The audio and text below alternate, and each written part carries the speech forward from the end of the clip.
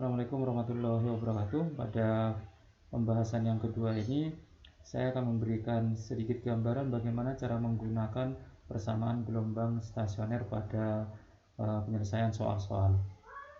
Nah, di sini ada sebuah persamaan gelombang yaitu Y sama dengan 0,2 cos 10 px sin 20 pt.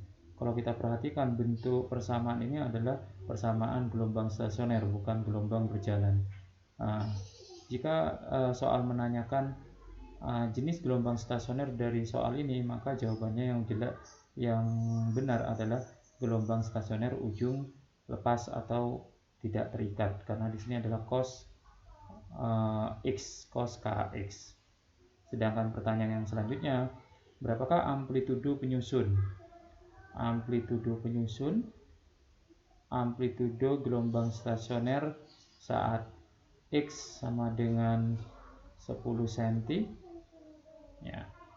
Terus berapakah cepat rambat gelombang? Berapakah simpangan maksimum pada saat X sama dengan 10 cm? Ya, jika misalkan pertanyaannya seperti ini, maka kita akan mengerjakan dengan cara yang pertama, kita sudah menentukan jenis gelombang stasionernya, maka kita tulis persamaan umumnya. Y sama dengan 2A cos kx sin omega t. Nah, terus persamaan dari soal kita tulis juga,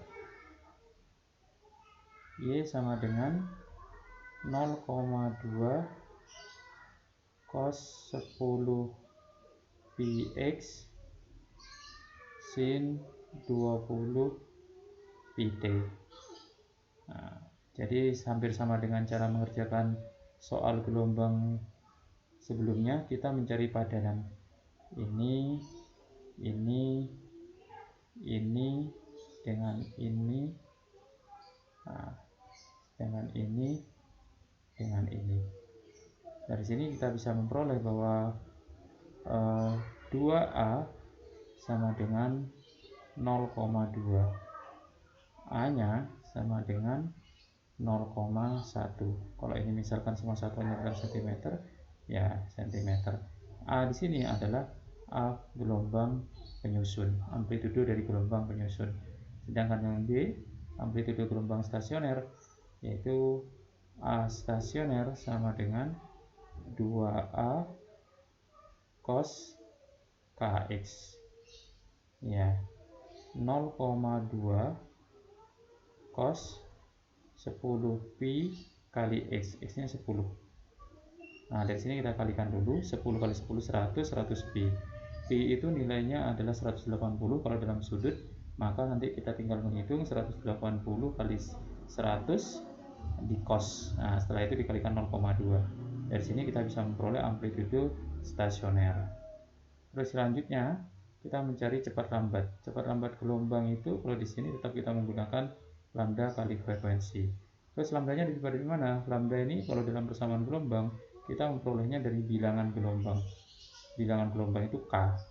Ya, di atas kita dapat Kx sama dengan 10 pi x. X-nya kita coret, 2 pi per lambda sama dengan 10 pi. Pi-nya kita coret, x-nya kita pindah, berarti lambdanya sama dengan 2 per 10, 1 per 5 cm. Itu juga untuk frekuensi, omega t sama dengan 20 pi t. Omega t nya adalah 2 pi kali frekuensi sama dengan 20 pi. Berarti kita coret pi nya, berarti frekuensinya adalah 10 Hz. Nah, kita memperoleh dua besaran, yaitu lambda dan frekuensi. Dari sini kita bisa menjawab berapa nilai cepat lambat gelombangnya. Oke. Yang terakhir adalah Y max, simpanan maksimum. Nah, untuk mencari simpanan maksimum, semua sudut harus sama dengan 1. Berarti sin ini harus sama dengan 1, sehingga Y max-nya akan sama dengan 0,2 cos 10 pi, X-nya kita masukkan. Nah, ini akan menjadi nilai simpangan maksimumnya. Oke, seperti itu cara kita menggunakan persamaan untuk persamaan gelombang stasioner.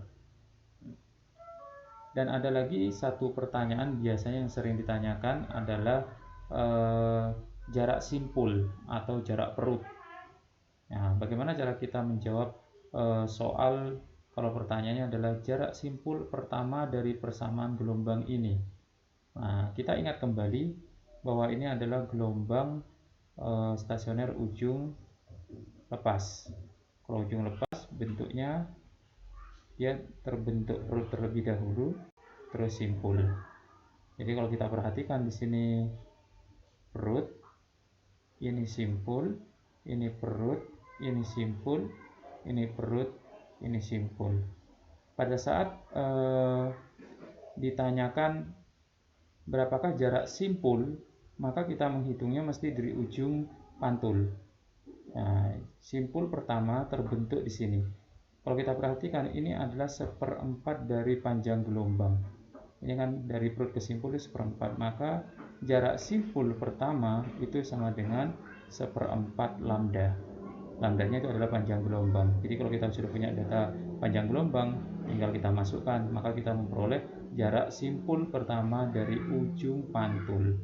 Kalau ditanyakan berapa jarak simpul berdekatan, ya simpul berdekatan itu terjadi pada waktu setengah lambda, setengah gelombang. Maka kita tinggal mencari panjang gelombangnya, kita kalikan setengah, maka kita mendapatkan jarak simpul yang berdekatan, atau jarak simpul 1, simpul 2, atau 2 dengan 3. Nah, dan begitu seterusnya untuk ujung terikat maupun ujung bebas. Baik, Mas dan Mbak, seperti itu gambarannya. Jika ada pertanyaan silahkan ditanyakan di grup. Jika tidak ada, silahkan dilatih latihan soalnya. Jika ini sudah selesai, maka kita sudah menyelesaikan KD gelombang berjalan dan gelombang stasioner. Sekian pembahasan dari saya. Assalamualaikum warahmatullahi wabarakatuh.